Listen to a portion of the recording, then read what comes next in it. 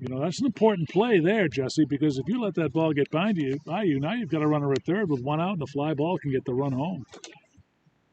Absolutely.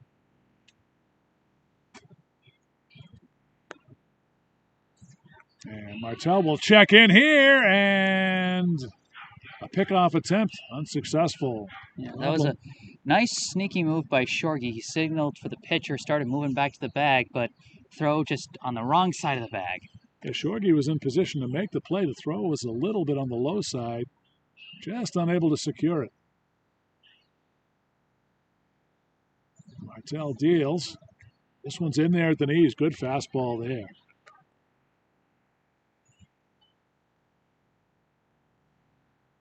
At second with one away. John Leahy with Jeff Mayfield-Sheehan and our entire ASPN HD crew from Warren Field here in Brookline.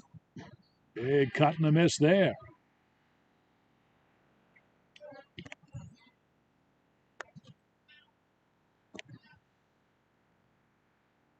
Runner in scoring position. Framingham hopes to build on this 7-0 lead.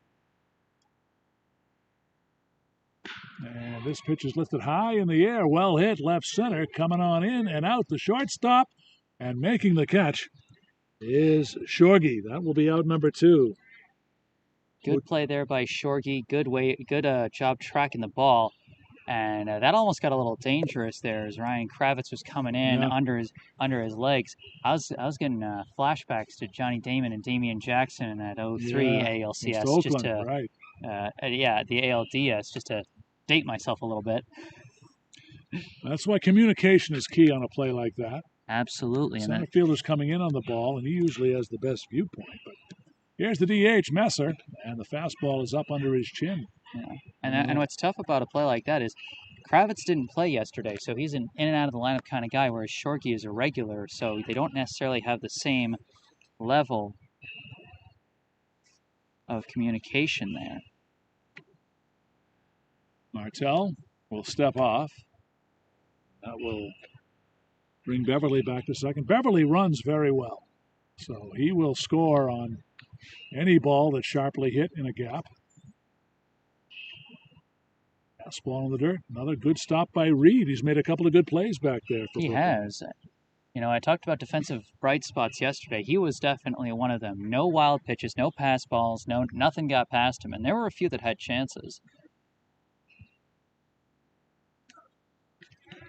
Martell has the sign. And he'll miss in the dirt. Reed will take a chance down to second, and Shorgy with a nice play there. He had the second baseman backing up the play, but scooting back is Scooter Beverly. You know, and I do actually kind of like the aggression there. That was a risk, but you know, Reed's a good defensive player. Shorgy's a good defensive player, and they showed it. Throw was a little off, but Shorgy backed it up nicely, so no damage. Martell looking for that final out. This pitch is in the dirt, and Reed very active to block that one. The hitter gets the free trot down to first. That was ball 4 indeed. Messer will draw a walk. Messer, by the way, in his first at-bat, reached on an error and scored. So the Flyers have runners at first and second with 2 away. If nothing else, that walk gives them a force in multiple spots now. Chris Kelly, the batter. And he'll take a called strike. Kelly walked with the bases loaded, picking up an RBI in the first. He also scored. First and second for the Flyers with 2 away. Framingham on top 7-0.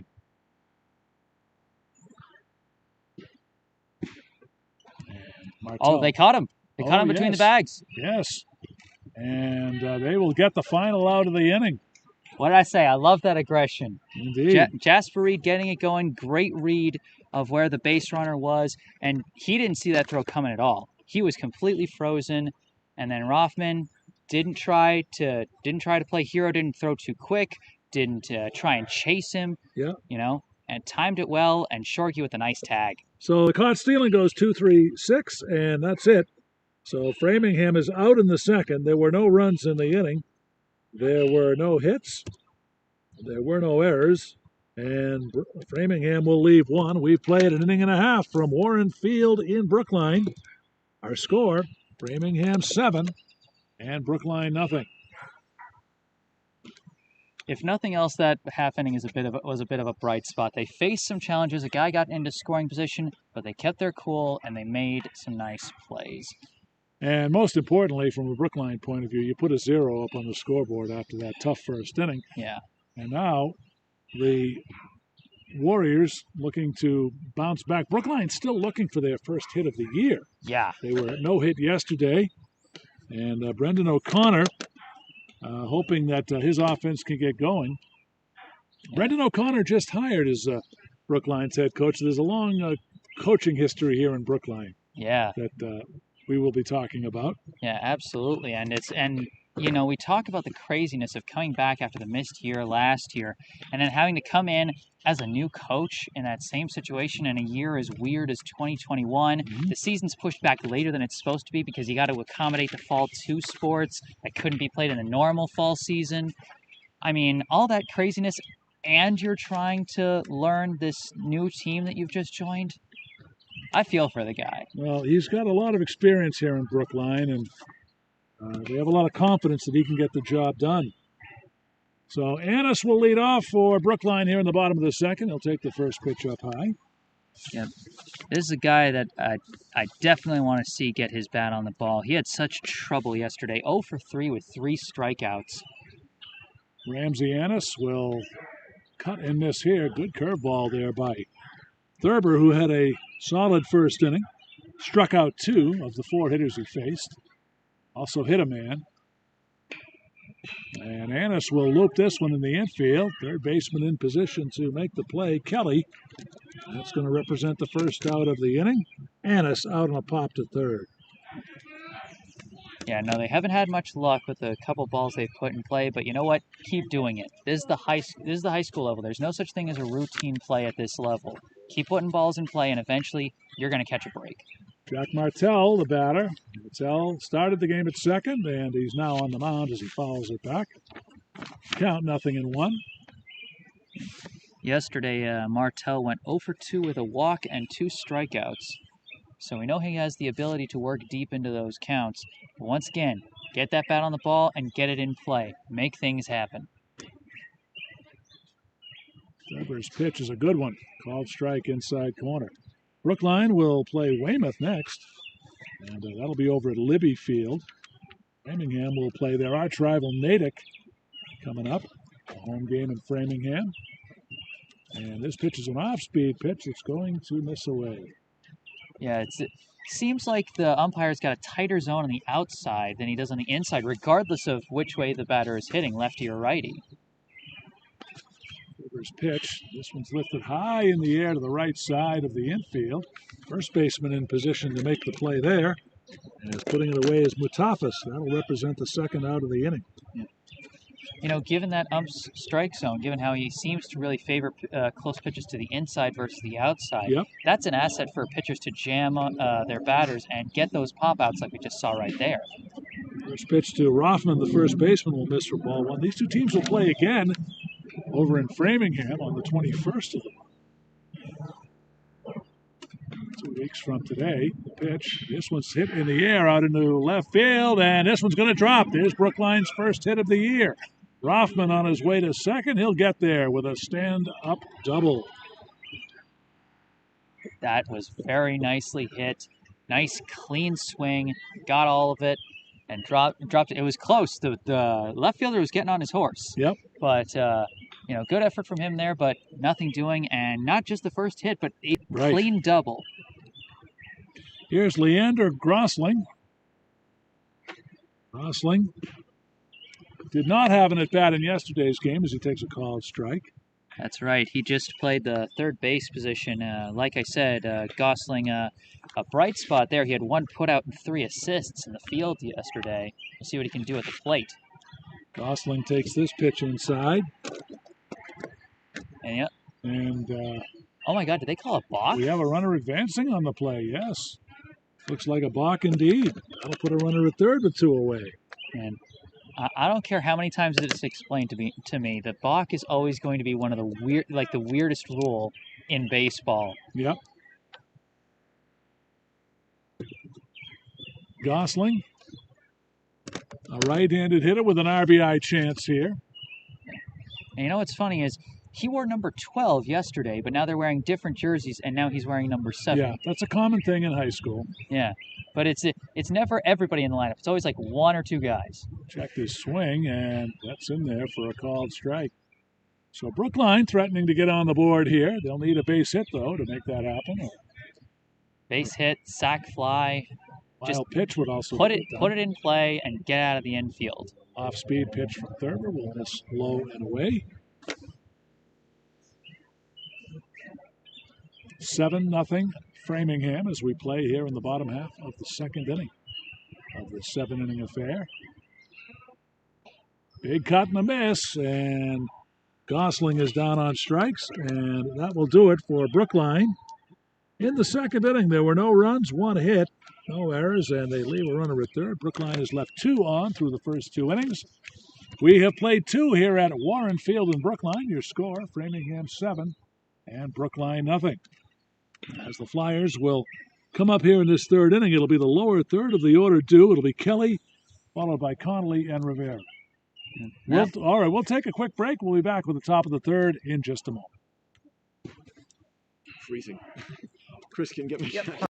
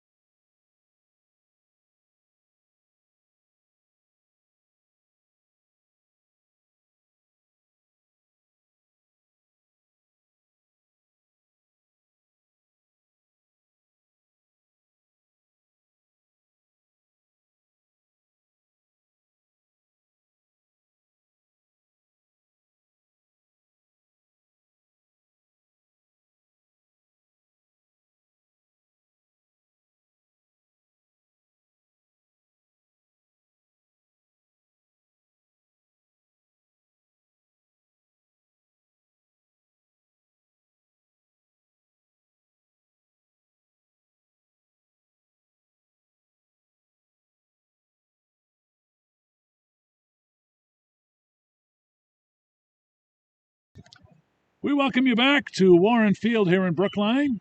We have a 7-0 ball game. Framingham up on top. The lower third of the order will be due here. Kelly, followed by Connolly, and then Rivera. Final line on Roach. He went 1 inning, and these are unofficial. This is the unofficial total because we don't know what was called a hit and an error, but we're going to give you the unofficial total as pitch miss. Actually, it's a called strike to Kelly, 0-1. Roach, 1 inning, 2 hits, 7 runs, 4 walks, no strikeouts. Kelly, a right-handed hitter. He'll take a called strike here. Kelly was at the plate when that caught stealing occurred to end the second. Yes. So he had a bases-loaded walk and an RBI. He also scored a run for Brookline in the first inning. Off-speed pitch from Jack Martell misses. Martell into his second inning of work. Yeah. And wiggled out of some trouble there in that second inning. And you can see the confidence already. When have we seen a single Framingham player face an 0-2 count before this hitter? Right. This pitch is in the dirt. That's what a good defensive stand like what they had in the second inning can do. Right. Especially when your defense is backing you up. Without them even putting a ball in play, you get a nice play like what Reed, Rothman, and Shorgy did to finish the inning. He holds back the swing on a pitch low and away. Brookline wants to appeal.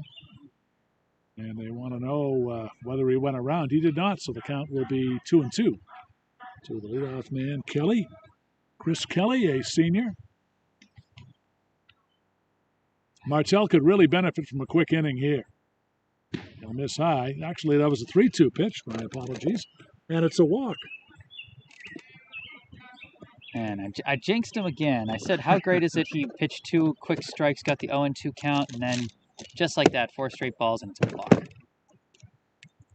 So that'll bring up the number 8 man in the order, Connolly. Roach faced 11 batters. Martell this came one's going in into the second. Yep, fly ball right center. This one's going to be hauled in. Oh, and the runner has to scamper back. Do they have a chance? Oh, he gets back. A fly out to right by Connolly. Hit the ball right on the screws, and a nice catch by Annis in right field. Yeah, nice little bit of redemption for Ennis there because he had the error in the first inning that cost them a couple of runs. He gets a nice catch there, and they almost get the pickoff attempt. I loved Rothman charging towards the throw. Almost managed to scoop it up and make the tag, just wasn't in the position. Here is Antonio Rivera.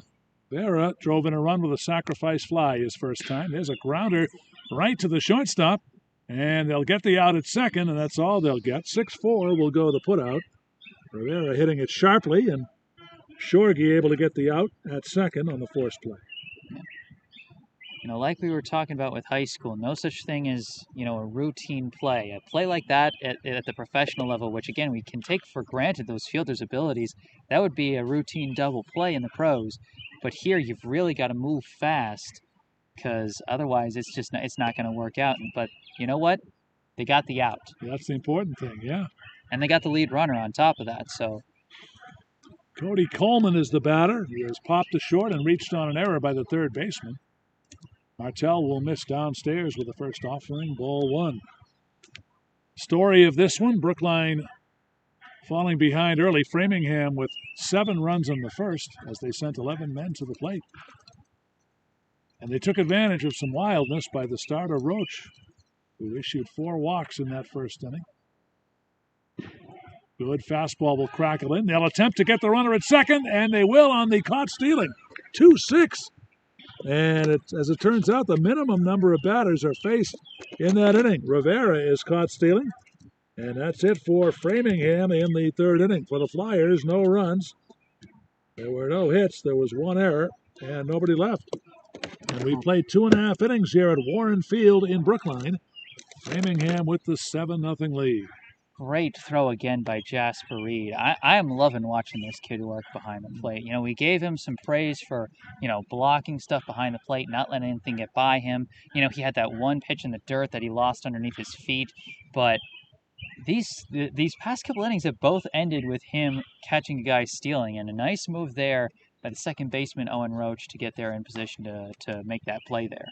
And what Reed has also done well in this game is just blocking pitches in the dirt. That's so vital for a catcher, especially with runners on base and scoring position. And Reed has a lot of confidence back there. Yeah, and justifiably so, as we can see. Yep. Thurber for Framingham will enter his third inning of work, as Brookline will send the 9-1-2 hitters to the plate. It'll be Tracy, Roach, and then Kravitz. Well, you're watching high school baseball here on ASPN HD. You can see the replays on ASPNHD.com. Our producer, Arlen Shostak, who is well known in these parts here in Brookline. He's been a coach here in Brookline for decades. Chris Murphy also on staff with us here today.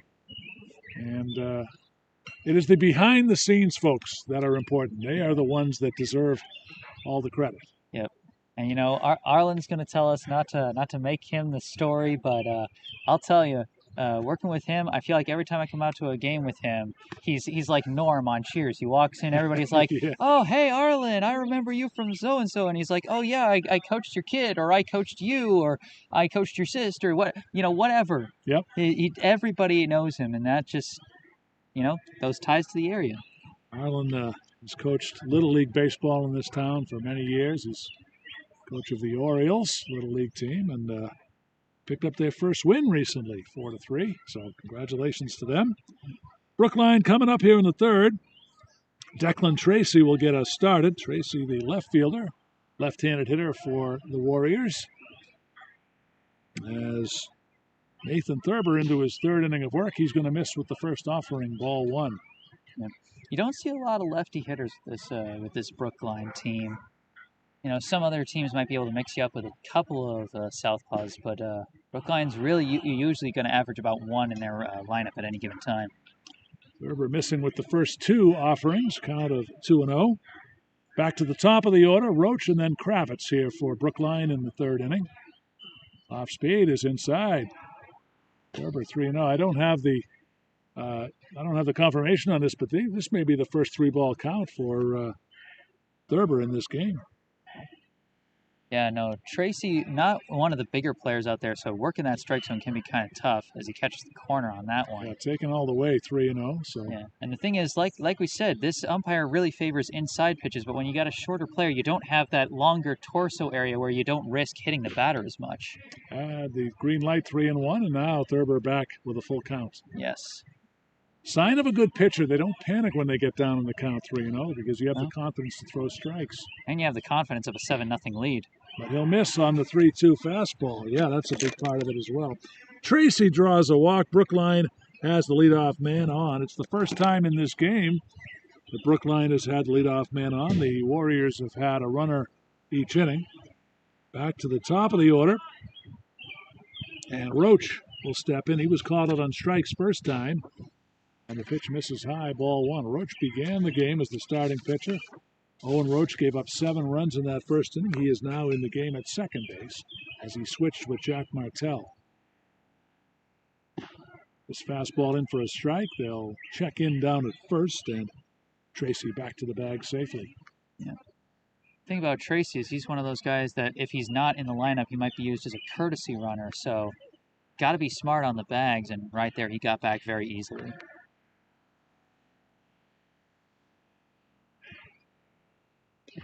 Thurber will crackle a strike in here. Again, that inside corner.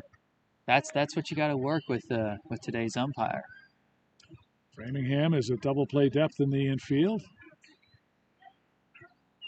And the right-hander will deal. And this pitch is fouled straight back. He's hopping around. He's frustrated he didn't get all that one. Maybe he's frustrated he swung at it. But I like the swing at everything kind of approach. Keep you in the at bat. Give you a chance to make something happen. There's a lot to be said for being aggressive, but in an intelligent way. Yes. Thurber at the belt. He'll try the breaking ball off-speed pitch. This is low and outside. We are in the bottom of the third if you're just tuning in. Framingham with a 7-0 lead. Flyers scoring all 7 of their runs in the top of the first. Thurber with a quick toss to first and back to the bag safely is Tracy. You know what it is? They're jealous of all the guys Jasper Reed's thrown out so far. They're like, we can do that too. Absolutely. Coleman, the catcher behind the plate for Framingham. And this pitch is on the inside corner, called strike 3, but it'll be a stolen base for Tracy as he will get up into scoring position. And so Brookline will have a runner at second with 1 away.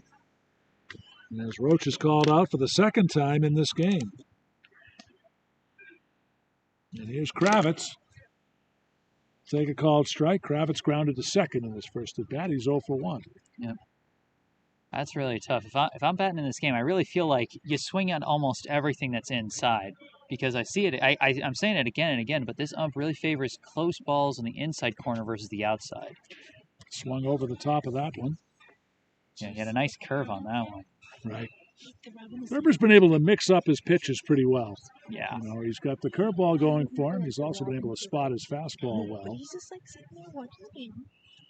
This one is swung on and tapped back toward the mound. Thurber will have just the 1 play to first, and he'll execute that successfully. The runner will have to hold at second, so Kravitz is thrown out by the pitcher. That's a 1-3 ground out. 2 away for Brookline here in the third, and Skorgi will step in. Yeah, you could tell that Tracy at second, he was thinking about going and thinking about not. And if you're Brookline, you really wish he went because a high bouncer like that, that's a chance. And you got to be aggressive when you're down 7 runs. Skorgi was hit by a pitch in the first, was left stranded, and the fastball is in there for a called strike from Thurber. 0-1. Yeah. Again, Shorgy, a guy who can be pretty good at getting on base usually, whether it's through base hits or walks. So you certainly hope to see him, slap something out. Tracy playing a game of cat and mouse out there at second base. Skorgi, I beg your pardon, Shorgy with a RBI opportunity. Pitch is fouled straight back.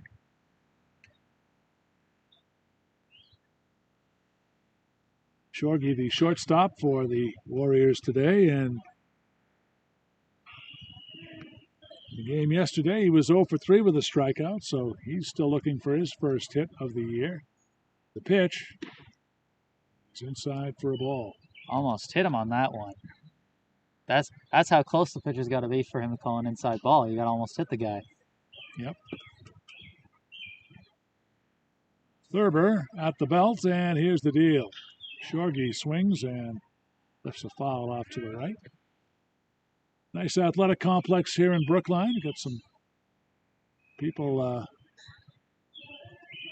exercising and doing various athletic activities here. Nice place to watch a game. Right-hander Thurber deals, and Shorgy will line this one into right field for a base hit. Tracy will stop at third. So Shorgy goes to the opposite field, and he picks up the base hit. He's been on base twice. Brookline will have first and third with 2 away. That was a nice swing. It was very similar to what he showed on that foul ball just before that. Thurber gave him a similar kind of look, but a little bit lower.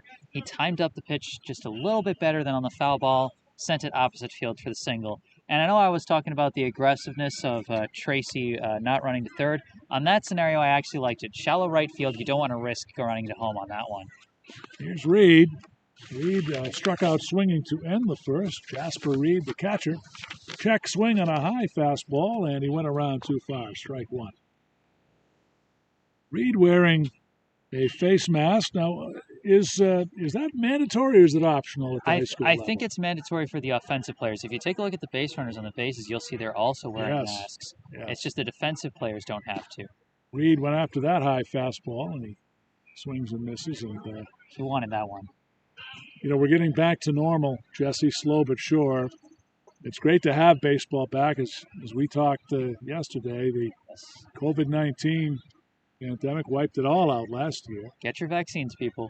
Absolutely. Here's the pitch. And there's a swing and a foul straight back.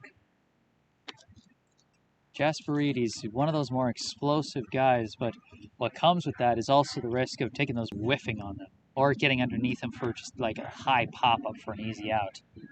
He's got a chance for an RBI here. Runners at the corners, 2 away. 7-0 Framingham is your score. And Thurber deals. Reed, good swing there, fouling it off to the right. Working him inside again. Just, it's hard if you're taking those big cuts to get anything off of those inside jamming pitches. Ennis on deck. He's hoping to have a chance here in the third for Brookline. Swings in the dirt. Nice stop by Coleman with the backhand step.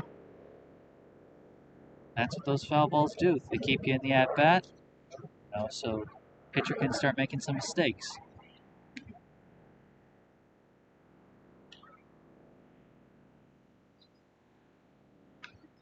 Thurber trying to work out of a jam here in the bottom of the third inning. Right-hander deals.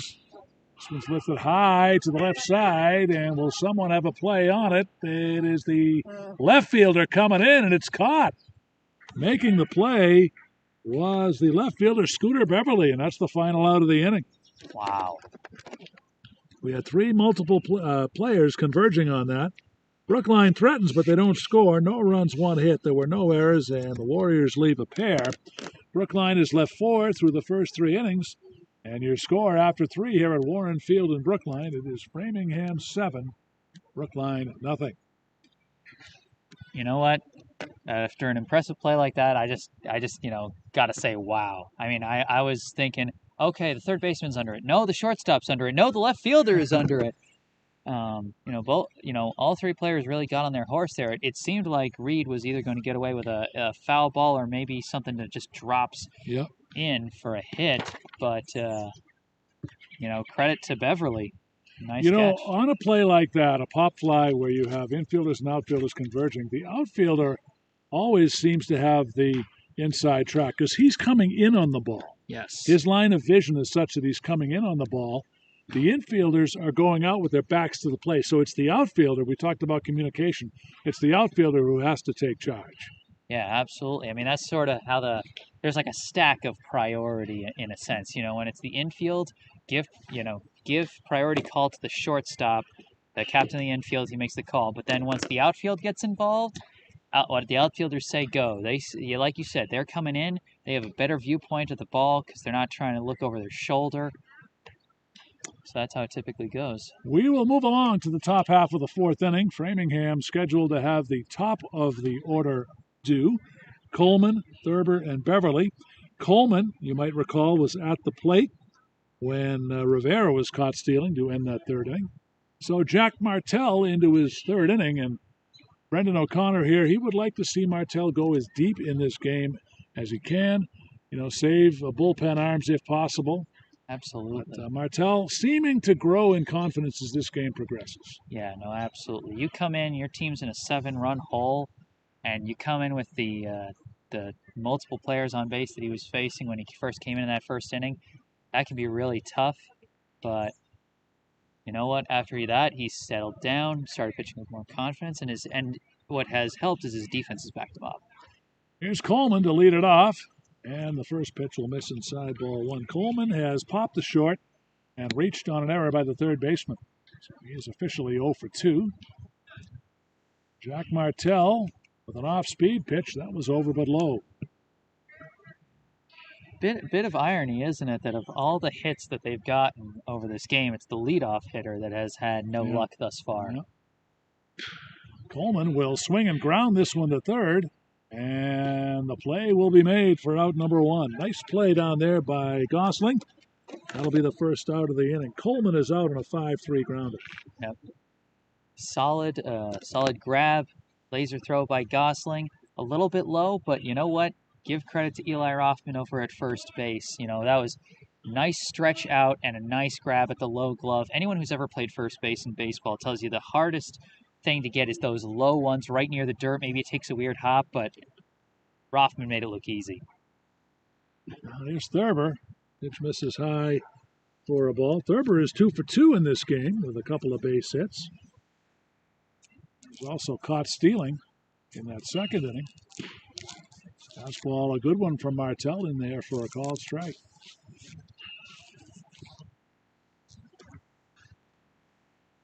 Tell the tall right-hander. He'll fire a fastball into the knees. Good pitch. He's spotting his pitches very nicely. He is.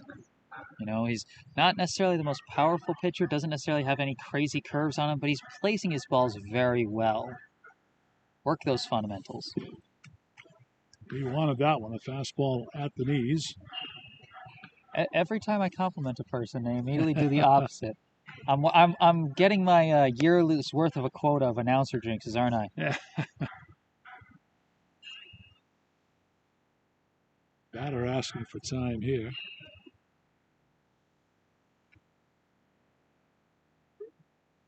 As Martell with an off-speed pitch will miss low and away.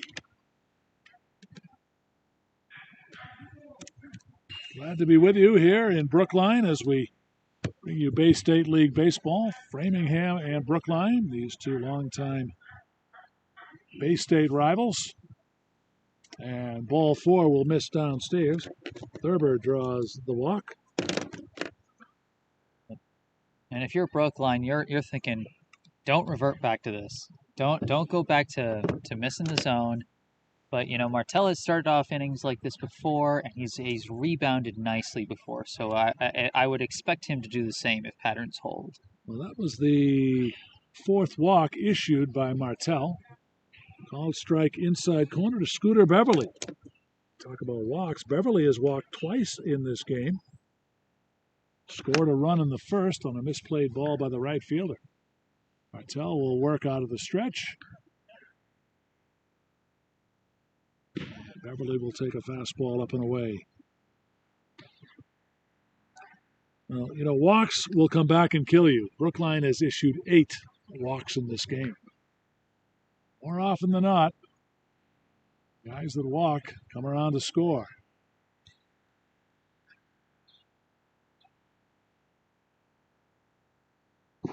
Tell will miss low and inside here, and Scooter Beverly is a guy you need to keep off the base paths. Yeah. And you saw there, Reed was thinking about going for another pickoff attempt. But the runner this time got back swiftly. Gerber with about a 2.5-step lead at first. Beverly swings and misses at the off-speed pitch, and a close play at first. Gerber just barely gets back to the bag in time. Yeah, and that was another nice grab by Rothman, because that was another low throw, but he scooped it out easily and almost made a really nice tag. Reed gets that ball down to first quickly, doesn't he? Yeah. That snap throw. Essential for a catcher. Martell ready. And the fastball will miss downstairs. Well, we talk about Jasper Reed. He's a multi-sport athlete. Also plays defense for the BHS hockey team. And, that arm is something you also got to need if you're going to have a mean slap shot from the back line. So, where's Brookline playing their hockey games these days? Well, they didn't have any home games this past winter because typically in a normal scenario, where would they play? In a normal scenario, they play at the same arena as the BU women's hockey team. So that would be Walter Brown Arena. Yes, Walter Brown Arena is where they usually play. The girls hockey team managed to swing a chance to play at Warrior Arena, actually, the Bruins practice facility. Had a chance to cover a couple games there. That's a really nice facility. Only seen it from the outside. There's a pickoff play, very close, but the runner back. Yeah, it's something else, and it was something else also to see the playoffs for the National Women's Hockey League being played at that place. Because, oh my gosh, I've been there. Yeah. That's one venue I haven't done a game from, which is Luke Fowl. I've been fortunate for the last 16 years to do play-by-play for Merrimack men's hockey and Hockey East, and I've seen a lot of arenas over the course of my career, but Warrior Ice Arena is one that I have not had a chance to see. Well, if you're going to have a conference to do college hockey in, you can't do much better than the Hockey East. Absolutely. This one's fouled back toward the backstop. Well, while we're on that subject, got to give props to UMass for winning the national championship Division I hockey. Minutemen very impressive with their win over St. Cloud to seal the deal out of Pittsburgh. I would have said it, but I didn't want to show my bias as an alum. Oh, so you went to Amherst. Class of 2015, baby. There you go. And they were bottom feeders in the Hockey East when I was there. Yeah, well, I'm like, man, where was this ride when I was going there? I have done many, many games at the Mullins Center. It's one of my favorite buildings to work in. Certainly have a high vantage point from up there, but it's not even the highest in Hockey East. The XL Center in Hartford is the highest. They're on the roof. This one's fouled straight back. The broadcast location at the XL Center is where the Whalers broadcaster used to do the game from, and you have to walk on a catwalk to get to the top of you're on the roof doing the game in Hartford. Oh, my gosh. Oh, that would freak me out. I love it, though. I love watching games from up there. I'm scared of heights. I might just panic. I pop, and it'll be Reed, the catcher, who makes the play behind the plate. The guy who started us on our little hockey-related tangent comes through with the catch there. Beverly fouling out to the catcher. That is out number 2 for Framingham here in the 4th, and here is Duffy, the center fielder. Duffy with a walk and a strikeout. He is 0 for 1. And he also scored in that 7-run Framingham first. And a pickoff move here. Runner back. Framingham scoring 7 runs in that first inning, and the big reason why were the walks issued by Brookline pitching. The starter, Roach, walked 4 in that first inning. Yeah, it was a combination of everything, but walks were definitely a huge factor. You had the walks, you had the errors, you had some clean hits as well. Yeah, there were 2 Brookline errors in that first inning unofficially, and I've got them as having 3 errors for the ball game. Yeah. And again, unofficial, but I had them with 5 errors yesterday. So that's one thing they got to settle down here early in the season. Martell fires the fastball, and it's cut on and missed by Duffy. He'll be followed by Mutafas. He'll hope to have a chance to bat for the Flyers here in the fourth inning. Framingham on top 7-0.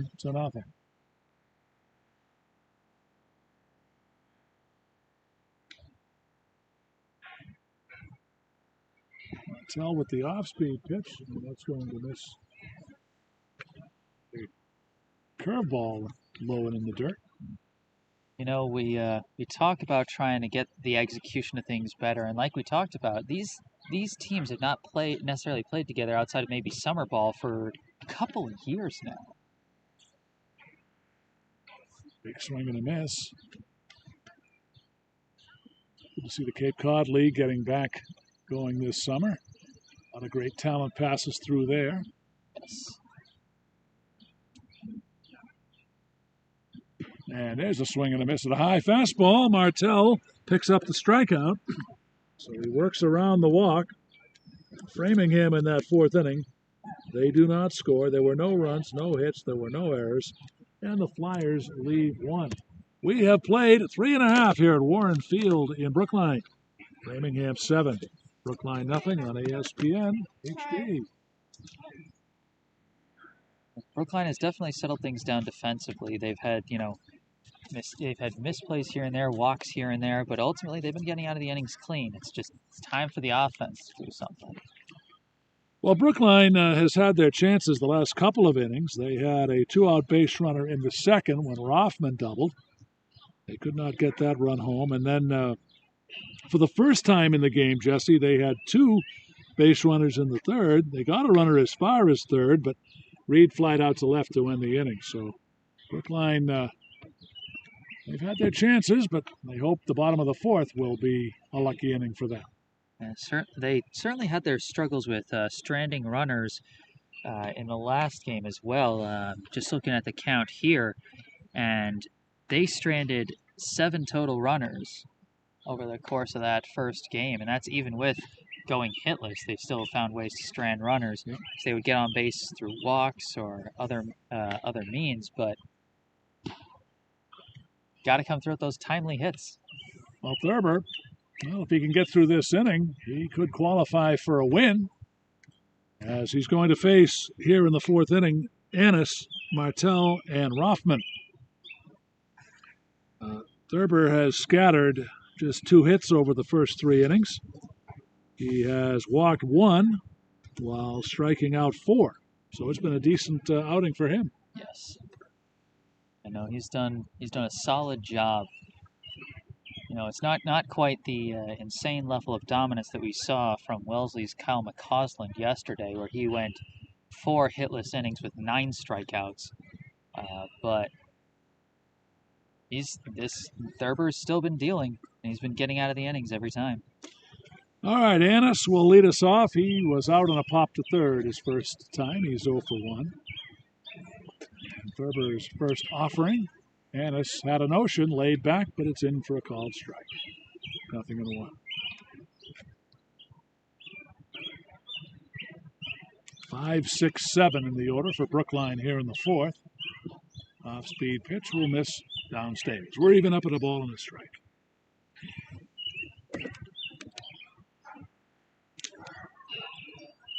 Always feels weird to me to say even up at a ball and a strike, because as he fouls this one off, because technically you're closer to a strikeout than you are to a walk when it's 1-1, just like you are when it's 0-0. Like, it literally starts advantage pitcher. Broadcaster preference, though. Yeah, no, it's the same number, so it just feels more natural to say that. The 1-2 to Annis. And he'll take that one in the dirt. Count even up. Yes. 2 balls, 2 strikes.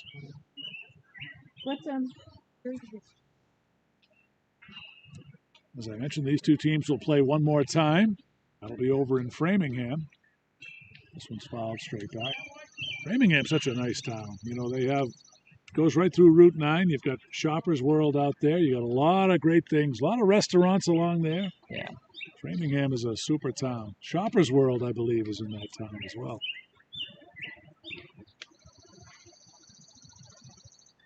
This one swung on the ground, and the third baseman in position. And making the play is Kelly. That's the first out for Brookline here in the fourth. Annis retired, 1 gone. You know, tough to see the out, but I'll tell you, I like the contact. I like getting the bat on the ball, putting it in play, and making the defense make a play. Here's Martell. 0 for 1. He popped up to the first baseman his first time. Thurber will miss high with the first offering. Ball 1.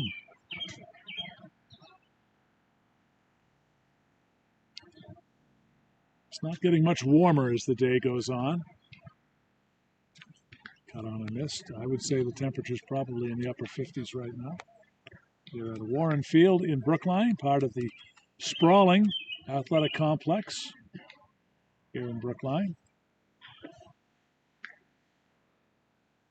Off speed and a beauty. Cut on and missed. Last thing, if the Brookline Parks Department has put together a couple of nice places. You got Warren Field. I don't know if Waldstein's still under construction. I came back to town shortly before the pandemic, so I wish I knew more.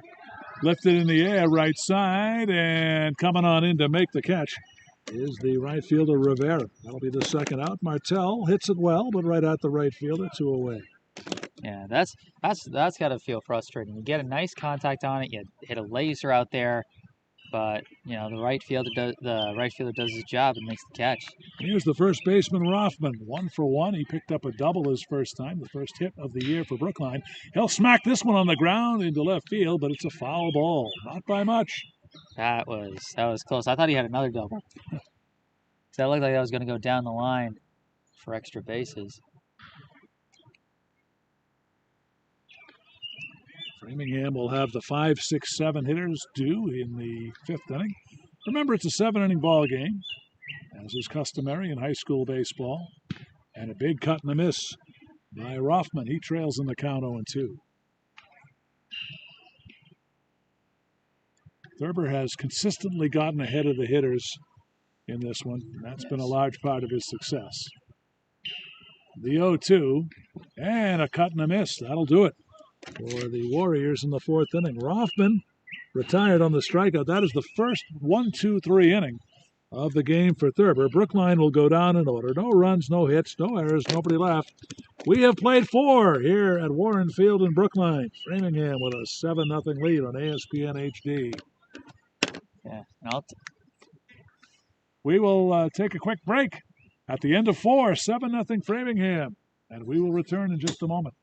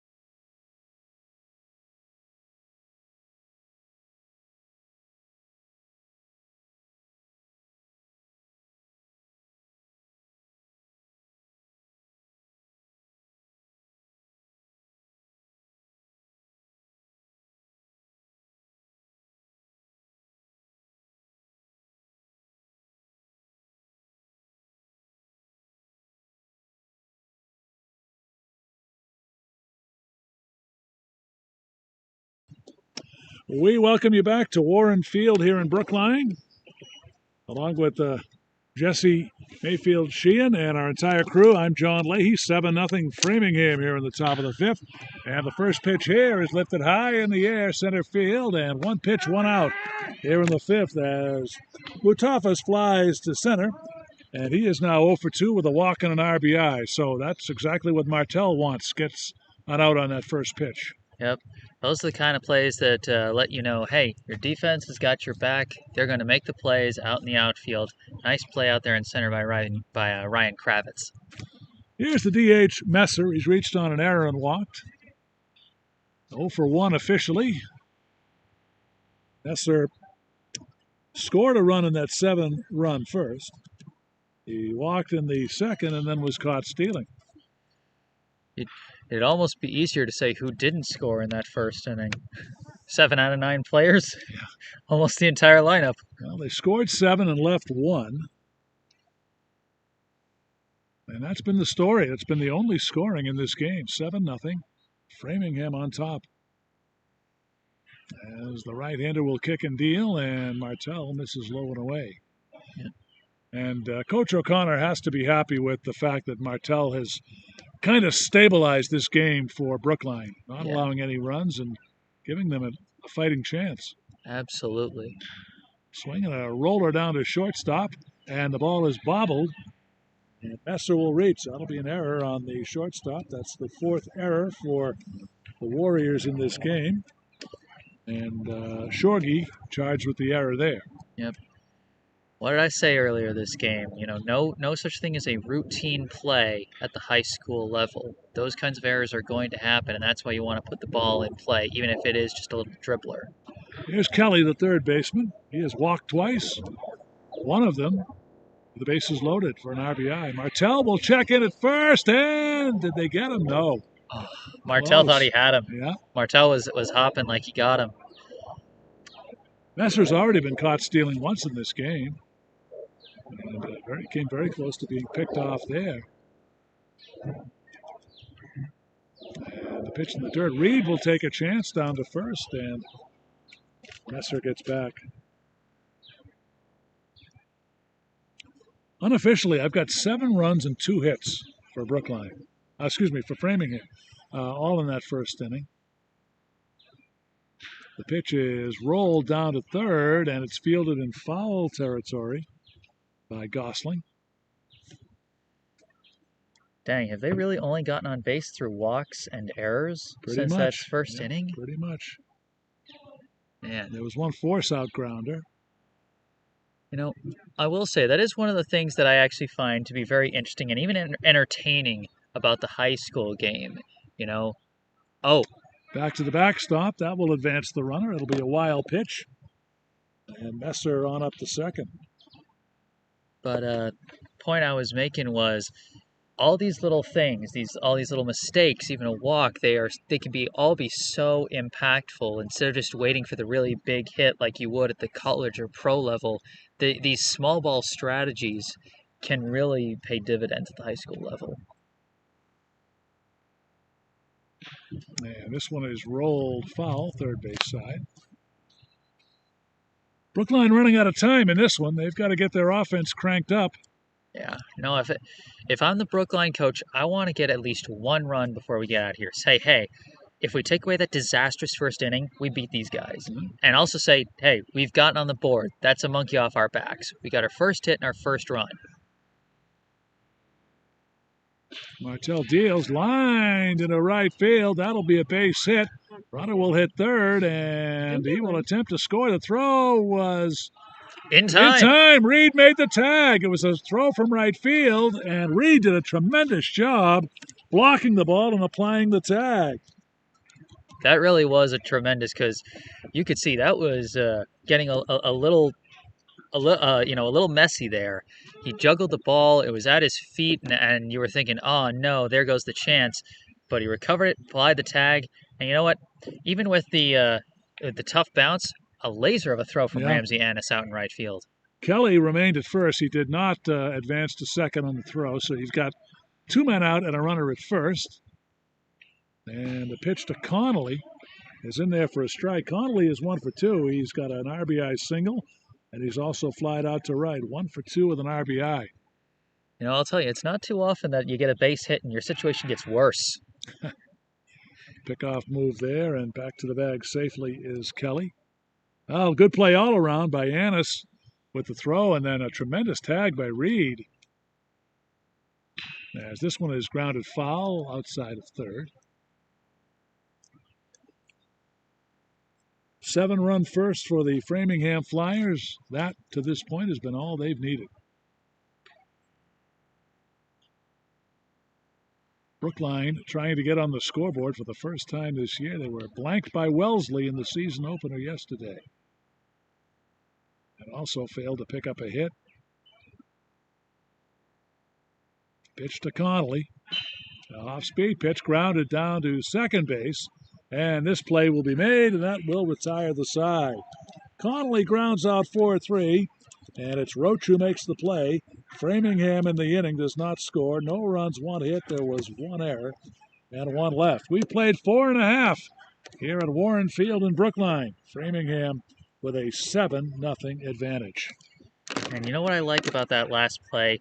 Again, no routine plays. Can't stress that enough. No routine plays at the high school level. And that was a grounder where the runner was running right in front of the ball. That can, throw you off sometimes, make it so you misplay the ball, especially if it takes a weird hop. Roach was patient. He didn't try and rush things. He let the ball come to him because he knew he had time. If it was a grounder to the other side of the infield, maybe they would have had to charge it and try and make something out of it because of that longer throw over to first. But Roach knew he had time and made the smart play. Well, Nathan Thurber will be out for his 5th inning. He's already in a position to qualify for a victory. As with a 7-inning game, if you go 4, you qualify. So Thurber, who's pretty much been in command in this game, Jesse, he has worked out of trouble in back-to-back innings, the 2nd and 3rd. Brookline got a runner to 3rd in each of those 2 innings, but Thurber was able to work out of trouble, and he got a 1-2-3 4th inning. So he is still very much in command out there at the moment. Yeah, and you made a really good point early in this game. You were talking about the kind of confidence that a pitcher gets when he gets something like a 7-run first inning from his offense. Then he knows, okay, I can deal. I can just in. Yeah, I can just throw strikes, and if they get a big hit, oh no, it's 7-1, So Right. he can afford to make mistakes, which means he's allowed to make the more aggressive plays. Also, his defense has been making plays behind him. Not a lot of errors from this Framingham defense thus far, and that helps with your pitcher's confidence. 8-9-1 for Brookline here in the 5th. Gosling, Tracy, and Roach. Numbers for Thurber through the first 4 innings. He has surrendered 2 hits, no runs.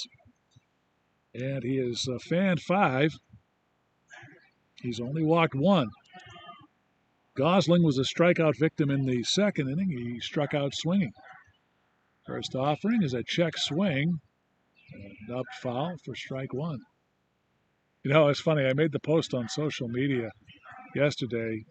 I've done broadcasting for 25 years. This is the first high school baseball game I've ever done.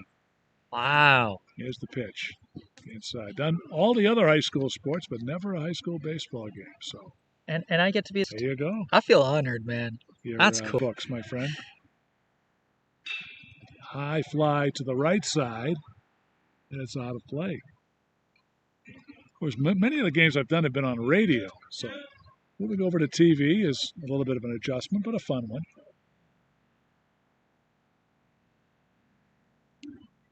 Big swing and a miss. And that'll be strike 3. Chopping wood on that first. Last swing there by Gosling. He fans for the 2nd time. And here is Declan Tracy. Took such a big cut on that one, and yet it still felt like a defensive swing, like he was trying to protect the plate with the 2-strike count. Fastball was up around his eyes. Tracy goes the opposite way. Third baseman in on the grass, and Kelly makes the play. So 2 quick outs for Brookline here in the 5th. Tracy trying to slap that ball to the opposite field, but Kelly was in perfect position to make the play. Yep. Like I said, part of what gives that pitcher confidence is that his fielders have been making plays behind him.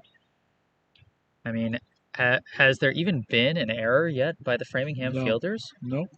Flawless defense. Here's Roach. He's been called out on strikes twice. First pitch here, misses low and away. Roach started the game on the mound, gave up 7 runs in the first, went over to second base in the 2nd inning. He's been there ever since. Here's the pitch. This one skips up there, back to the backstop. It's been a rough game for him thus far. And just as a sympathetic viewer, you certainly hope to see him get something out of this before he goes home. Foul back to the screen. Our producer, director, and lead of the broadcast, Arlen Shostak. Chris Murphy also with us. I don't know where Chris is right now, but he is. Trust me, he is part of the crew. And he's not with us, but he usually is. The Cracker Jack staff. As the pitch misses high. Bullpens are down the line. Framingham's is on the first base side. No one warming up. Brookline has activity in their pen. This pitch is fouled straight back. change in the 6th inning. We'll see. This pitch misses low. Well, one thing is, up until Roach's at bat, this is a very smooth, fast-moving inning for Thurber, so keeps that pitch count low. The right-hander working out of the stretch. And he drops this pitch inside, a little bit too far inside. The other thing about keeping that pitch count down, you talked about, it hasn't had a ton of strikeouts. He's had a few, but not a ton, and he's had just now 2 walks thus far. And this one is jammed on down to first base, but it's in foul territory, picked up by Mutafas and foul ground. Kind of a defensive swing there by Kravitz. Oh, yeah, absolutely. On a pitch inside, jammed him. And these are the kinds of at-bats, the ones that usually end in strikeouts or walks, that work up your pitch count. And Thurber just hasn't had a lot of those today, and that's probably why he's still pitching this late in the game. Off-speed pitch, didn't miss by much. Yeah, because yesterday, Wellesley's Kyle McCausland struck out 9 through 4 innings, but he only lasted 4 innings because when you're throwing that many strikeouts, you get high in the count, and you work that pitch count up. And he'll miss inside with this one, ball 4. So back-to-back 2-out walks issued by Thurber. Roach will advance to second on the walk. So Brookline trying to get something going, creating some 2-out magic as Shorgy will come to the plate. Shorgy has been perfect today. He's been hit by a pitch and then had an opposite field single in the 3rd inning. Yep.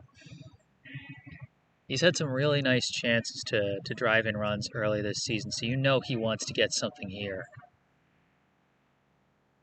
And there's a swing and a foul, top back to the backstop for strike 1.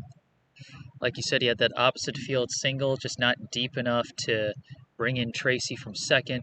And then yesterday, he came up with the bases loaded and 2 out, and he flew out to left. Thurber with the 0-1. And this one catches the inside corner, and he's ahead 0-2. Reed on deck. He's hoping to have a chance for Brookline here in the 5th. Warriors down 7-0 to Framingham. All 7 runs coming in the 1st. Right-hander deals. And that's off the plate, low and away, ball 1. And again, just the patience and the nerve to be able to stand in on 0-2 on a close pitch like that. Thurber deals. Inside, He hit him. He hit him. That's Again? going to load him up. Second time today, Shorgy's been hit by a pitch. And so Brookline has him loaded up with 2 outs. Roach will advance to 3rd, and Kravitz on up to 2nd. Yeah.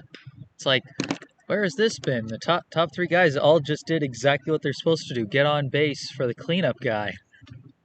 And it looks like they're going out to talk to the mound now. So the hit batsman has loaded him up, and Reed will have an RBI opportunity. He is 0 for 2 with a strikeout and a fly to left. Matt Milano, Brookline head coach, Framingham head coach, out to have a word with Thurber. You'll take a look at the 4, 5, 6 hitters in this game for Brookline. They're a combined 0 for 6. Yeah. At the very least, the 4 in this inning, because 2 outs, it's all a matter of can they keep this inning going. So base is jammed without the benefit of a base hit. Thurber, his first real jam today, and Reed cuts and misses at the first offering, and the count 0-1. It's just like yesterday. They were able to get runners on base in a lot of scenarios, even without getting a base hit. It's part of what makes the high school game interesting. It really is just one hit can get you things exploding. Pitch in the dirt, ball 1. Keep an eye on Coleman on those pitches in the dirt. Yeah. Anything gets by him, Brookline gets a run. Absolutely. So Coleman has to be very wary of those pitches in the dirt. And there's a drive in a left field, and it's going to drop for a base hit. So 1 run is home, and the 2nd run is in. And Brookline has scored for the first time this year. It's 7-2. First and second scores of the season, all on one big swing of the bat. Jasperi, that's what he's good. That's what he's good for. He's good for getting those big hits when you need them. Brookline fans might remember he was the hero of the Luke Tompkins semifinal, coming up with the ground rule double that scored Shorgy for what would turn out to be the winning run in that 3-2 12-inning contest. And a nice play there, a good, solid contact, dropped it right in front of the left fielder, and some nice base running too. Ryan Kravitz, no hesitation, which is one of the benefits of having this situation with 2 outs. Don't have to hesitate, just go. Once you hear the bat, go. So that's going to do it for Thurber. He's going to leave after 4 2/3 innings as Matt Milano makes the call to the bullpen, and the Flyers will bring in their second pitcher. So Thurber, I'll give you the unofficial numbers at the moment, 4 2/3 innings, and he gave up 3 hits. At the moment, 2 runs, both earned, and he finished with 3 walks. And 6 strikeouts. So he will give way to a new Framingham pitcher. It's like number 15. Who we don't have on our roster, unfortunately. Of course. So we apologize. We do not have a number 15 on the roster. We'll try and do our best without that information. But the Brookline Warriors on the board. Reed with a 2-run single, and it's now a 7-2 game.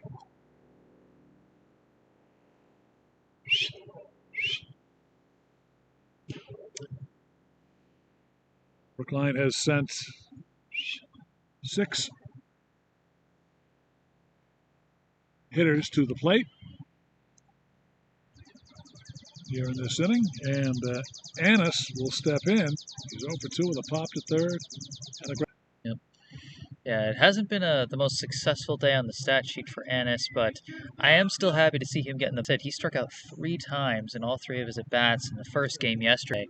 So seeing him get bat on ball, even if it's not in the spot he needs to get it, that's a step forward in my book. So here's Annis. He's hit the ball to the third baseman twice. Big swing and a miss for strike 1. 7-2 Framingham as we play in the bottom half of the 5th inning. Brookline has runners at first and second with 2 away. And this one sliced off to the right. We will attempt to find out who this Framingham pitcher is if we can. I was emailed the roster yesterday by Framingham coach Matt Milano, but unfortunately we do not have a 15 on our roster.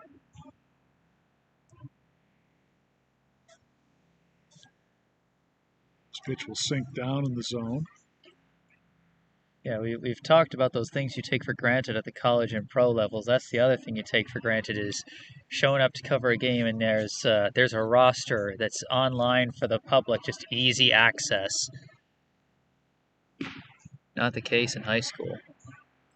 And nothing's more frustrating when you see a number and you can't put a name to that number. But we will attempt to discover who is on the hill for Framingham as quickly as we can for you.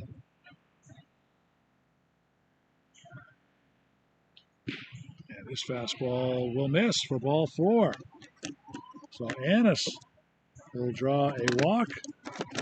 Brookline keeping the pressure going. They've now got the bases loaded with 2 away. Shorgy will advance over to third. Reed up to second. And here's Martell. He has popped to first and flied to right. And the pitch misses high for ball 1. I don't know.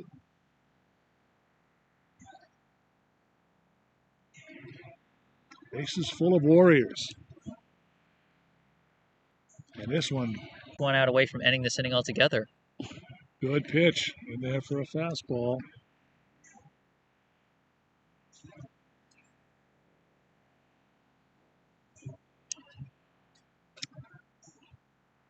And the right-hander to the plate. Foul back to the screen. 4 2/3 for Thurber. Solid outing. I would say he started to tire here in this fifth inning. Yeah, definitely. Started to lose some of his stuff. Started to lose control. Dealing some walks, and then just that one big swing by Jasper Reed. There have been 3 walks and a hit batsman in the inning.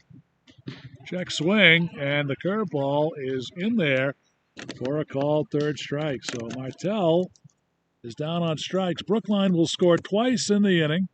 There were 2 runs, 1 hit. There were no errors and 3 left. Brookline has left 7 men on. We've played 5.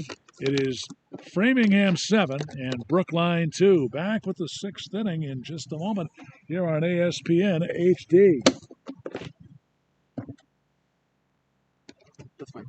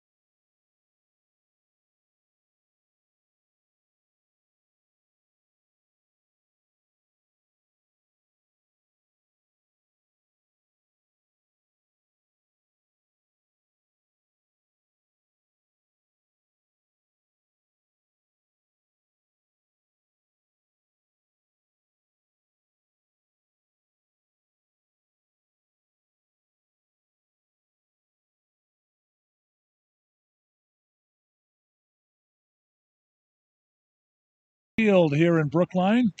We move along to the top half of the 6th inning. It is Framingham on top 7-2 as we go to the top half of the 6th inning. It'll be Coleman and Thurber due up for Framingham as the Flyers put 7 runs on the board in the top of the first. And Brookline answering with 2 in the bottom of the 5th. First pitch here of the 6th inning is driven into center field, and it's a base hit as Rivera, who has a sacrifice fly and a fielder's choice grounder, leads off with a base hit. Really nicely played. Really anything Brookline could do. Just almost like in the middle of a Bermuda Triangle between the shortstop, the center fielder, and the right fielder. Left fielder, excuse me. Well, Jack Martell came in the 2nd inning. He's been in there the rest of the way. Coleman is the batter.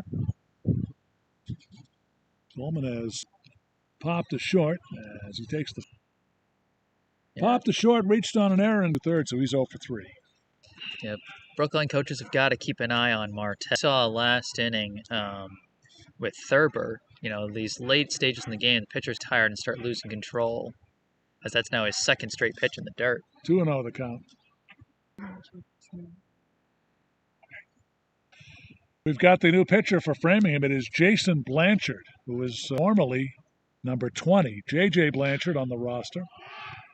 And there's a pop-up that's caught by the pitcher, making the play Martell, and that is the first out of the inning. So I want to thank Chris Murphy and my wife, Lorianne, as well, who helped to pass on that information. So if you're scoring at home, Blanchard in for Thurber on the mound. Also the line on Thurber now complete. There's a swing and a miss to Thurber. Actually, this would be Blanchard at the plate now. So this is his first at bat. Pitch on the way is in there for a called strike. Thurber at the plate today was a perfect 2 for 2. 2 singles and a walk. Blanchard, a left-handed hitter, who is a freshman, and he'll swing and miss. That'll be strike 3, and that's the 2nd out of the inning. And Scoot Beverly will step to the plate for Framingham. Right-hander is ready. Blanchard will miss low it in. They'll check in with the runner at first. Back safely is. Yeah, that's the thing. You got to be ready to take off and run if you're going to try and make something happen here. Don't get caught, sneaking off. Blanchard will miss downstairs here. It's got to be concerning for Coach Milano. You get those first 2 outs, and now you've walked back-to-back hitters, and you're one walk away from loading the bases and bringing the tying run to the on-deck circle. Absolutely. Big right-hander deals and fire a strike in there.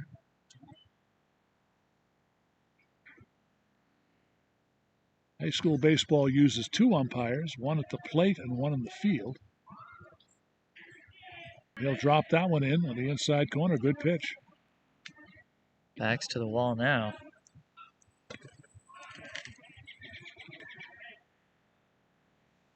Brookline hoping to cut into a 5-run deficit here in the bottom of the 6th. And this curve stays a little bit high. That was a very close pitch. And Kravitz walks, so back-to-back walks have loaded the bases. Nerves of steel right there. Full count, 2 outs, and you take that pitch. Man. Yeah. Very close. Here is Shorgy. Shorgy in this game has been hit by a pitch twice. He's also single, so he's been on base 3 times. 1 for 1 officially. So Brookline certainly with a threat here to cut into this Framingham lead. Tying run is in the on-deck circle in the person of Reed, who already has a 2-run hit in this game. And Blanchard will get the strike in there, the one he wants.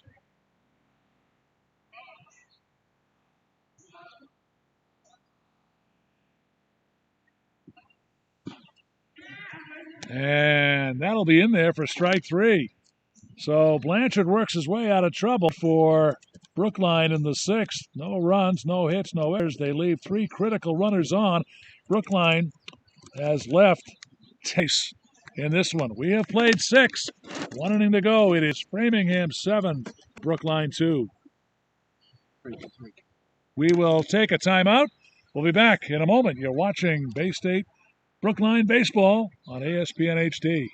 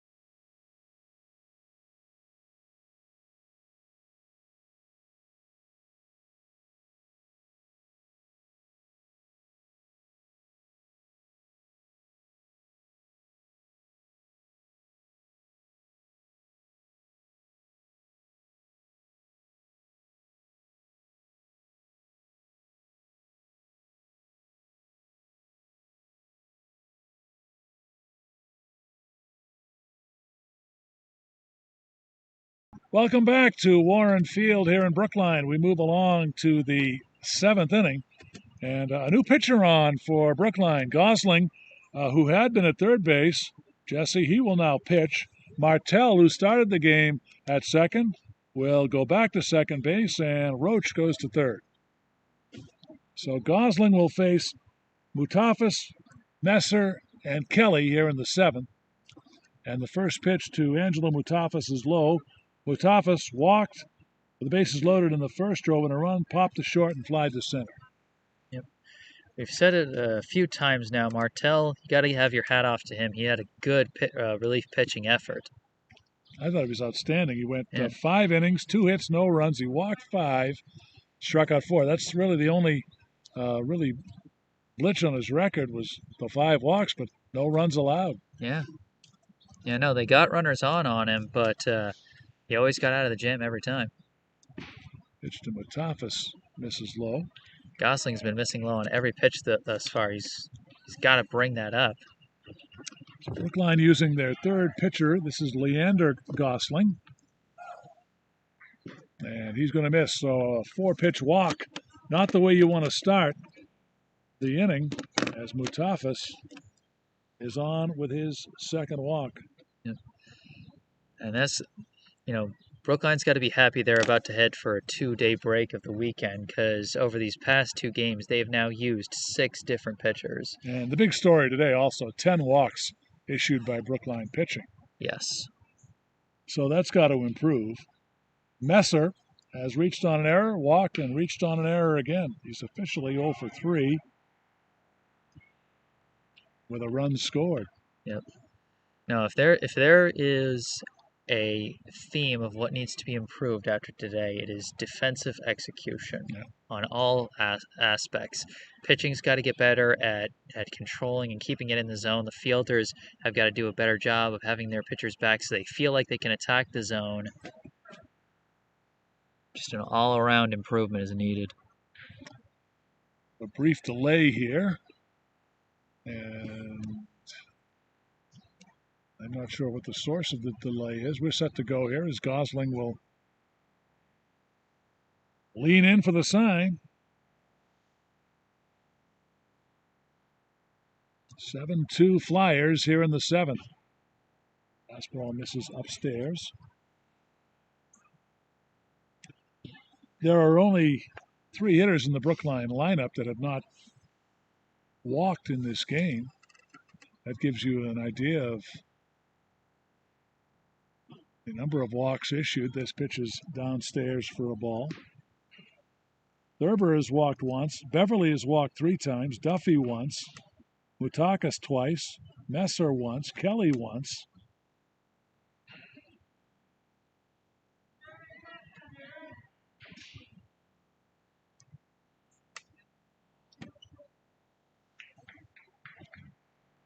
Messer, the designated hitter in the lineup for Matt Milano's Framingham Flyers. And a big cut and a miss there. Looks like he took him just a bit off on that pitch. Yep. But you know what? Gosling is starting to get those pitches up and, work that inside corner. Right-hander is ready. And Gosling gets strike 2 in there. Badly needed strike.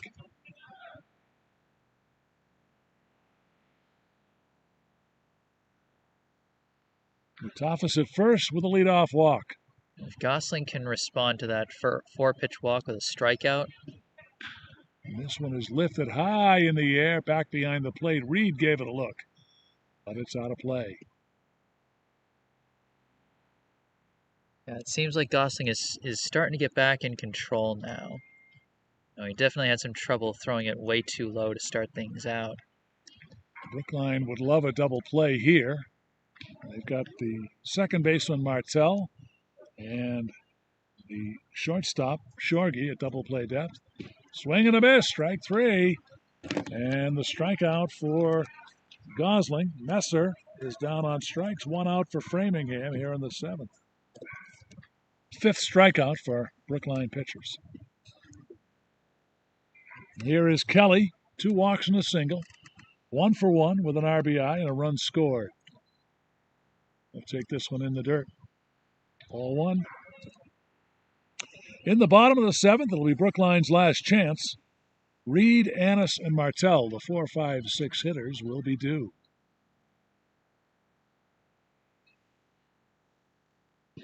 Big cut and a miss there as two number 7s go head-to-head here.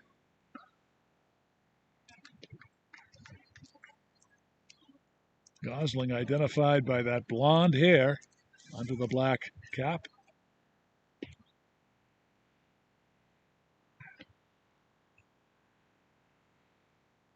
Checking that runner at first base. Brookline's done a pretty good job after that first inning. One of the things they've done a good job of is, keeping an eye on the base runners and keeping them honest. Gosling will get that one in there for a called strike.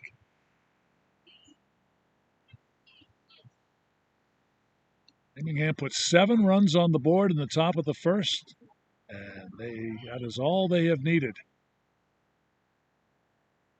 Gosling will miss high with this next offering. See Brookline's offense gaining a little more confidence as the game went on. They finally got on the board with 2 in the 5th. They'll have a significant deficit in the bottom of the 7th. There's a swing and a grounder hit down to short. They'll get the out at second, on to first, safe.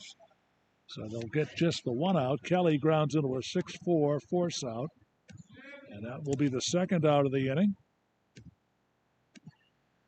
That play was executed nicely, Jesse, but Kelly with good speed getting down that line. Yeah, no, that's the thing.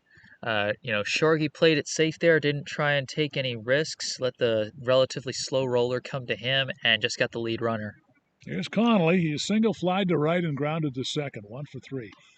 As Gosling misses very high with that first offering, ball 1. Nice snag by Reed, though. Yep. He's definitely done a good job defensively behind the plate today. And the next offering, cut on and missed. Thanks so much for being with us today. High school baseball here at Warren Field in Brookline. Hope you've enjoyed the telecast as much as we've enjoyed bringing it to you. And this one back to the backstop. That will advance the runner. Gosling with a wild pitch. And Reed with a multi-hop throw down to second. So if you're scoring at home, that's a wild pitch. They finally got one past Reed. Yep. Kelly advancing on the wild pitch. So Flyers with a runner in scoring position here. Gosling trying to put up a 0 on the board. And he'll miss low and inside.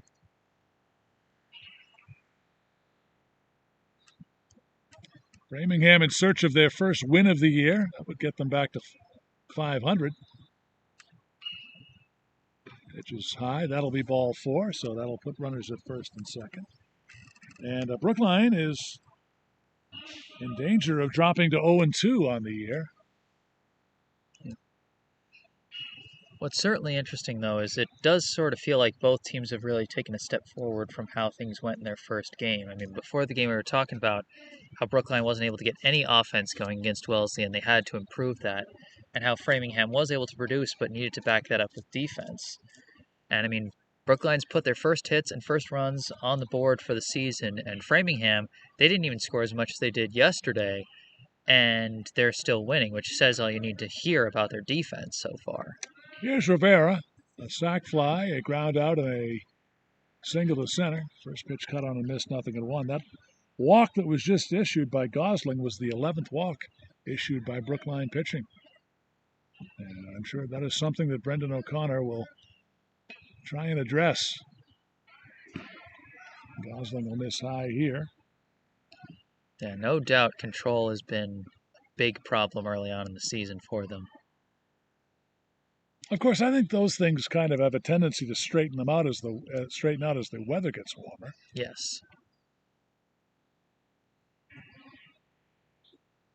Gosling deals, and it's cut on and missed. Throw down will skip behind the second base bag. Runner will try and advance. Here's the throw, and the Warriors think they have him.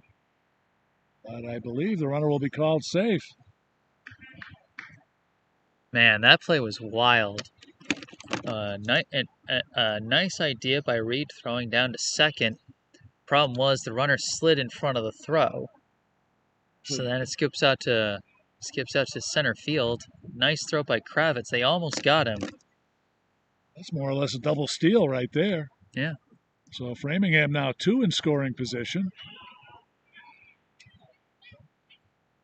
And this pitch is lifted high in the air, third base side. Will it be playable? Yes. And then dropped in foul territory by the third baseman. That would be Roach. Brookline catches a break there as that ball was dropped in foul territory. And But again, they want that third out too. So yes. Yeah, no, that's tough. That could have been an inning ender right there. And so that would go as an error on the third baseman. Yes. Which would be the 5th error of the day for the Warriors. Yep. And that's another thing they got to work on. We talk about the walks. They've now had 5 errors in each of their first 2 games of the season. So Rivera with a RBI opportunity here, and he'll foul that one back to the screen.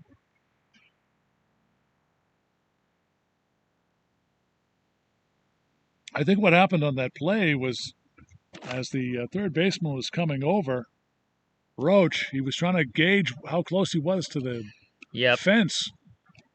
And he might have taken his eye off the ball for a split second. Pitch misses high. Yeah, no, I think you're right. He was wondering whether he was going to need to go over the fence or anything like that. And like you said, just take your ball off the eye off the ball for a second. And Gosling picks up the strikeout to end the inning. So clutch pitching there. Rivera called out on strike. So Framingham will threaten, but they won't score. No runs. There were no hits. There was 1 error on the drop pop-up, and they leave 2 in scoring position. Last chance for the Brookline Warriors. After 6.5, it is a 7-2 Framingham advantage. And like we said before, you take out that disaster of a first inning for Brookline, they're winning this game. Yep, for sure. Yeah, so they've got things that need to be worked on.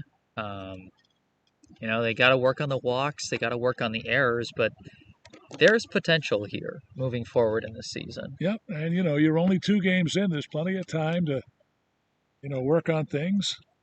But Brookline certainly has a lot more to build on for their next game after being shut out by Wellesley yesterday and not being able to get any hits. So the Warriors will bring up Reed, Annis, and Martell. And a hard-throwing J.J. Blanchard will try to finish this off for Framingham. He came on in relief of the starter, Thurber, who went 4 2/3. Thurber gave up 3 hits, 3 runs. Make that 2 runs, 2 earned runs, 3 walks, and 6 strikeouts.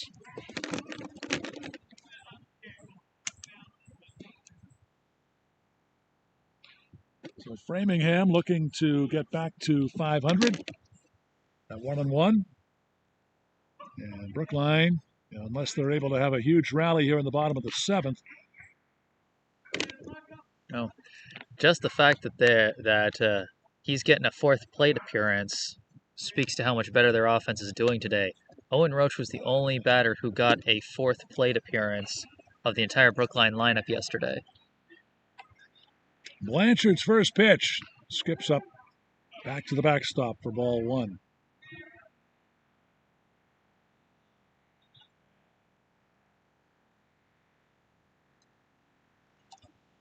Another key to this game, 10 men left on by Brookline. Yep. So they've had their chances. It's low. Yep, no, definitely priorities to work on. Limit those walks, limit those errors, and get some more timely hitting. Talk about scoring in bunches in this game. Framingham with 7 in the first, Brookline 2 in the 5th. That's been it. Yeah. No, it really a 7-2 game does not sound like a pitcher's duel, but for most of this game, it really has been. Blanchard with a high fastball. He got that in at the letters. It's been Thurber and Blanchard for Framingham. It's been Roach, Martell, and Gosling for Brookline. Checked his swing on a high fastball. When we talk about scoring in bunches, that's pretty much what happened with the Wellesley game yesterday. You know, six runs in the fourth inning, and that accounted for almost all the scoring of the day. Off-speed pitch catches the corner.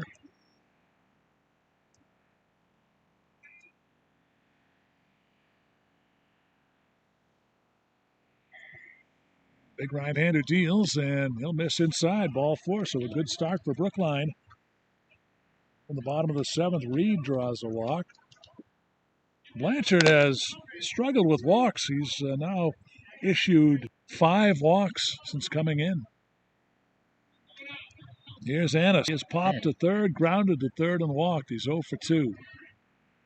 And Blanchard with a wild pickoff throw, and that will advance the runner. So that's an E1. Framingham commits their first defensive miscue of the afternoon. Yeah, and you were talking about you were just talking about the lack of control there from Blanchard, and then all of a sudden he shows it in an entirely different way. So credit an error to the pitcher there. That moves Reed up into scoring position. And Blanchard will miss in the dirt. Annis to be followed by Martell in the order for Brookline.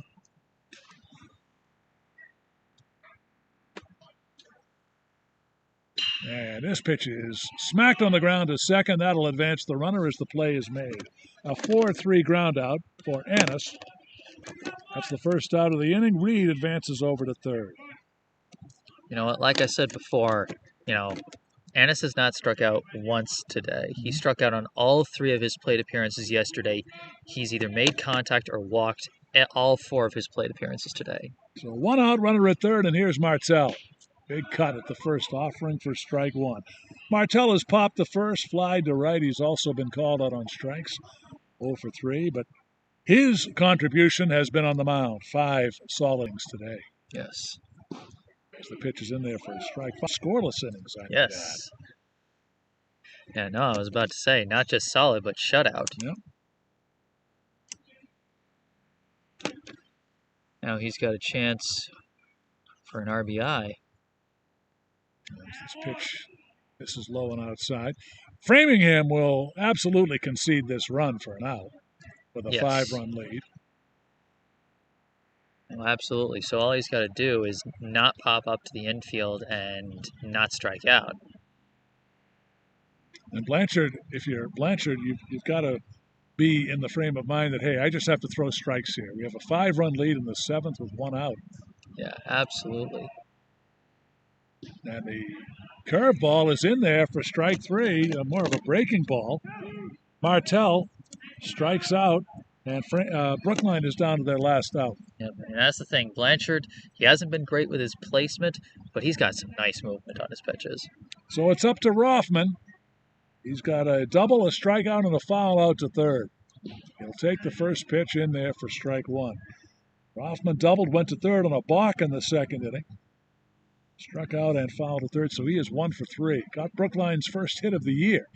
This one's popped in the air, third base side, out of play. Stay with us. We'll have a quick wrap-up of this one when we're done. Stay tuned for that.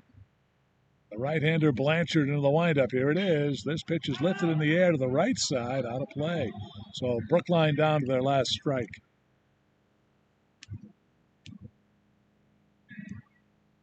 You know what? He's taking cuts. He's trying to make things happen. Blanchard deals. Went with the curve again. This pitch is in the dirt. Nice check there by Rothman, because you could tell that curve had him fooled, but he just managed to pull back in time. And the right-hander deals. This pitch will miss low and away. 7-2 Framingham. Bottom of the 7th. Find a runner at third with 2 outs. And the right-hander deals. This pitch is lined to the left field. That's going to get a run home. And Brookline has cut it back to 7-3. RBI single for Rothman. He is 2 for 4. And Brookline does get that run to make it 7-3. What a nice game he's been having. I mean, the 2 hits have been really good. He's also made some nice plays at first base. And I mean, doing that with 2 strikes and 2 outs in a game where you're already trailing by this much. Here's Gosling. 3 strikeouts today. There's a called strike. He has struck out swinging each time he's been to the plate.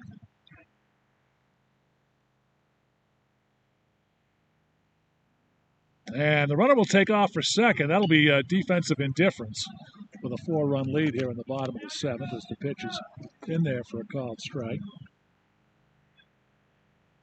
Gosling's got to put the bat on the ball. So no stolen base there, just defensive indifference. Big cut and a miss, strike 3, and that's going to do it. So Brookline scores 1 in the bottom of the 7th, and they pick up 1 run, 1 hit. There were no errors and 1 left. So the final score here at Warren Field in Brookline, the Framingham Flyers 7 and the Brookline Warriors 3. We invite you to stay with us. Our post-game wrap is next. You're watching Brookline Baseball on ESPN HD.